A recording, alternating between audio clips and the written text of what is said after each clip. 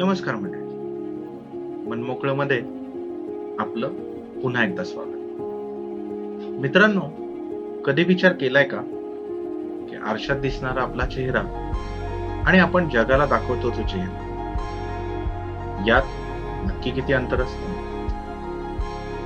आपण सगळेच दररोज घराबाहेर पडताना आणि कधी कधी घरात सुद्धा एक मुखवटा घालून वावरत असतो. मुखवटा घालण्यामागं प्रत्येकाचा काही ना काही उद्देश असतोच. कधी कोणाला चांगलं दिसावं म्हणून, तर कधी आपली परिस्थिती लपवण्यासाठी.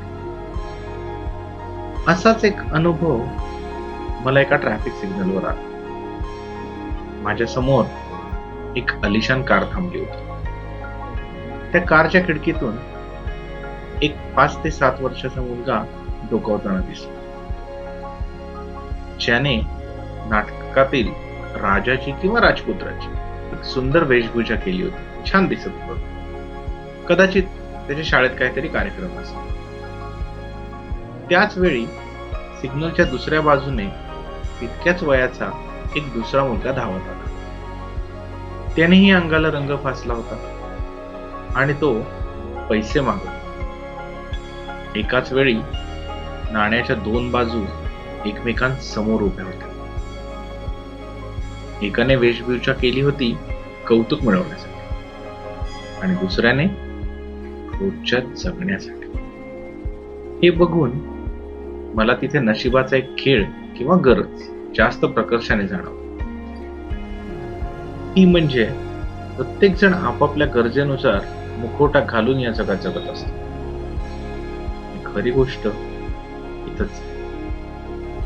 जेव्हा जेव्हा आपण हा मुखवटा चढवतो, तेव्हा त्या बदल्यात आपण काहीतरी अपेक्षा करत असतो. समोरच्याने आपलं कौतुक करावं, आपल्याला काहीतरी मिळावं, हीच इच्छा असते. पण जेव्हा या अपेक्षेचा भंग होतो, तेव्हा मात्र आपण दुखावलं जातो. आपलं मन दुखावतं. लोकांच्या प्रतिसादावर आपण आपलं सुख अवलंबून ठेवलेलं आहे आणि आपण इथेच हरतो. मग पुढील काम करतानाही आपल्याला कायम त्या दुःखाची जाणीव होत राहते. मित्रांनो, याच गोष्टीला जर आपण वेगळ्या रूपात स्वीकारलं, तर आपण घातलेला मुखवटा जर स्वतःच्या समाधानासाठी असेल, तर गोष्टी कशा बदलू शकतात हे आपण नक्कीच पाहणार आहे पुढच्या भागात. तुम्हाला जर काही असा अनुभव आला असेल आणि तुम्हाला तुमचाच मुखवटा जड वाटायला लागला असेल, तर कमेंटमध्ये नक्की सांगा.